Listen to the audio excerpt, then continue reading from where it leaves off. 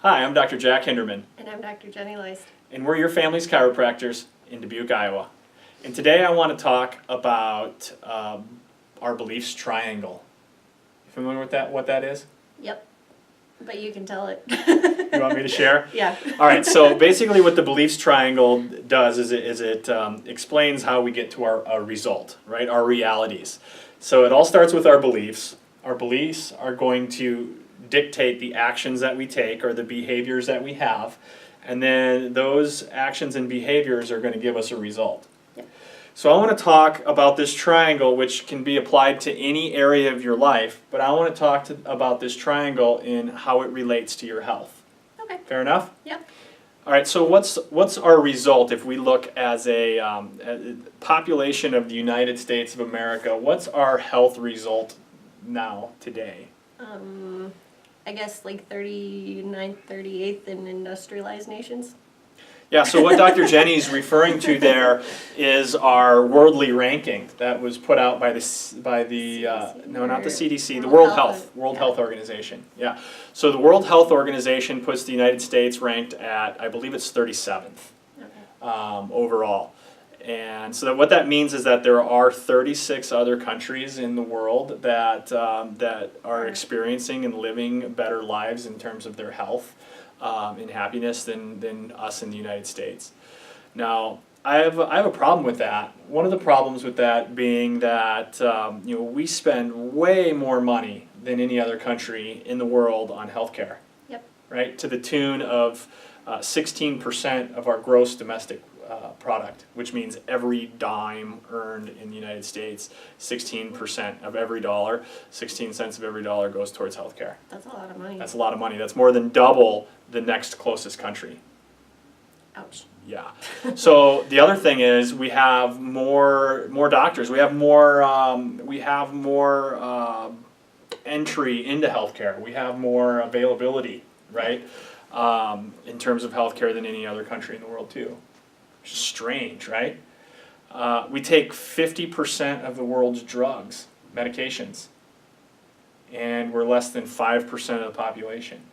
That's not good. Yeah. So the reality that I see when I look at these numbers and these stats that keep getting put out year after year, when I look at that and I think, we're the wealthiest country in the world. We have more available to us in terms of healthcare than any other country in the world. How in the world can we be such a sick country? Makes me wonder. Yeah. What I want to do is I want to bring this back to the triangle. So that's our result right there. Right? Results, sick. Results, sick, generally. I'm not talking about you guys, right? Because you guys are healthy. Mm-hmm. Well, a certain percentage of you anyway, right? First of all, when we go back to the behaviors that lead to that, what are some common things that we do in healthcare? Why do people go to doctors? Because they've exhausted all other options. That's pretty good. That's when they go. Yeah, gotcha. That's when they go to doctors. They go to doctors when everything they've tried already doesn't work. But usually the reason that people go is because they have some sort of symptom, right? Yeah. Yeah, so this symptom could be, it could be a pain syndrome, it could be back pain, it could be neck pain, it could be allergies, it could be asthma, it could be digestive issues, acid reflux, fever, a hangnail, right? There's a lot of reasons that people go to doctors that have to do with symptoms. And so when they go to the doctor, what do they expect to get from that? Meds. I mean, surgery. Yeah. That's the tools. I don't know what else they expect. that's the tools that the MDs have available to them, right? Yeah. So it's like the fire department. Your house starts on fire, right? Or your health starts on fire, right? And you have all these symptoms. You call the fire department, and they're going to come busting through your door with axes and fire hoses, right? And if they get there soon enough, they put out the fire. They save your house, right? Your body. They can save your body. What's left in the wake of all that? Ashes. A mess, right? Everything's soaked. You got to repair everything, right? So the reality is that the behaviors that are leading us to sickness is the fact that we are constantly trying to treat symptoms, right? Constantly putting out fires. Constantly putting out fires, and sometimes those fires are, there might be a better way of putting them out, right? Maybe not, maybe it's not quite time to call the fire department yet, okay? So when we look at symptoms, oftentimes they, the ones that we're treating are not necessarily bad, right? Are symptoms good or bad? They can be good. They can be good, but what we're taught, so our beliefs about symptoms is that they're bad, right? Yep. Otherwise, when you had a headache, why would you go look for ibuprofen? Or when you have a runny nose and itchy eyes, you look for an allergy medication. Why else would you do that? Why would you try treating a symptom if you thought that symptom was good? Because it doesn't feel good. It doesn't feel good. No, and doesn't feel good. So, like, let's bring this into something that's a little easier maybe to understand and talk in terms of, you sprain your ankle, right? If you sprain your ankle and it swells up to the size of a softball and you can't put any weight on it, and there's a lot of damage to the muscles and the ligaments, would it make sense to reduce that pain very quickly so that you can go on like nothing happened? No. What would happen if you were able to get rid of all that pain?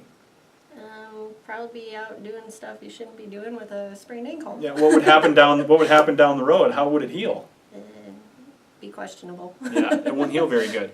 So, that's simply what we're doing here is we're looking at a body's response to a problem, or the way that our body's adapting to a problem, right? And we are basically dumbing down that natural response. And as a side effect of that, we're actually creating a lot sicker environment inside of our bodies. You agree with that? Yeah. That's what the stats show us. So where do these beliefs come from? Well, it can start when, as a kid. As a parent of 4 boys, I can totally relate to the average parent when your child is hurting, whether it be with a cough, with a fever, with an injury.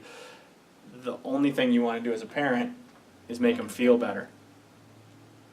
But at the same time, if you don't understand fully what's going on with that, sometimes there's things that they have to work through, right?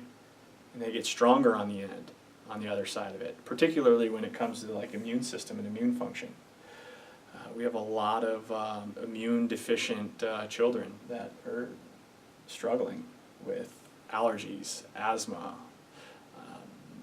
a lot of reoccurring colds, reoccurring ear infections, bronchitis, and I believe that a lot of that has to do with the fact that we're treating those symptoms instead of giving that body an opportunity to work right. Yep. All right. So let's circle this back through. Where do those come from? Well, you got that cough as a parent. You got a kid with a cough. You want to give them some cough medicine, right? Make them feel a little better. You suppress that cough. That cough is there to get that stuff out. Yeah. How else is your body going to expel the stuff that doesn't belong there if you can't cough?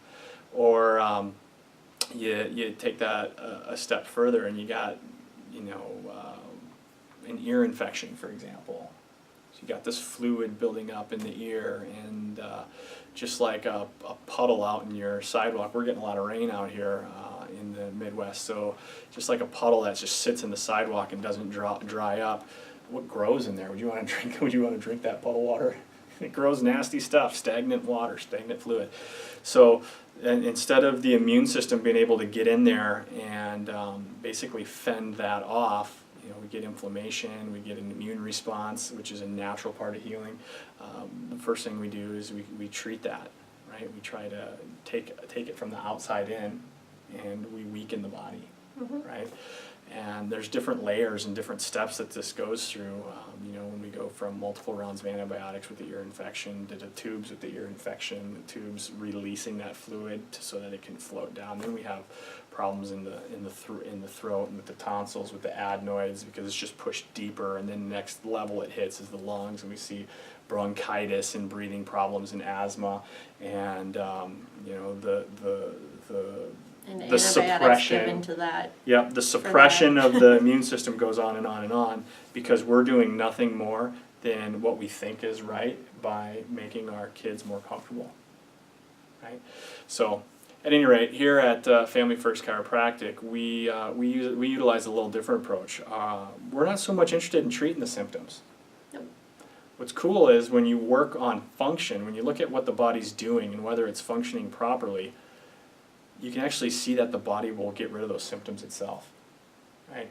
So we want to invite you guys to think about that concept, okay? Think about that belief. You know, if you got an ill, that there's a pill, potion, or lotion that's gonna take care of that.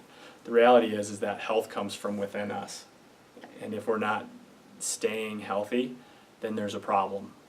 And treating the symptom is just masking the problem and driving it deeper and creating problems for the future. So I want to give you guys an opportunity to really think about that. And if you know anyone that's struggling with any symptoms, feel free to call us. Again, we're not necessarily treating people for symptoms. That's you know, I get paid people coming in all the time that say, oh, you're a chiropractor, you think you can cure everything. The reality is no, but I believe that the body can heal from just about everything, from the inside out. And if yours isn't doing that, we need to figure out why. So feel free to give us a call so we can continue this conversation, especially if you're struggling. Or if you just want to come in for a health evaluation, feel free to call us too. But our phone number is 563-556-6921.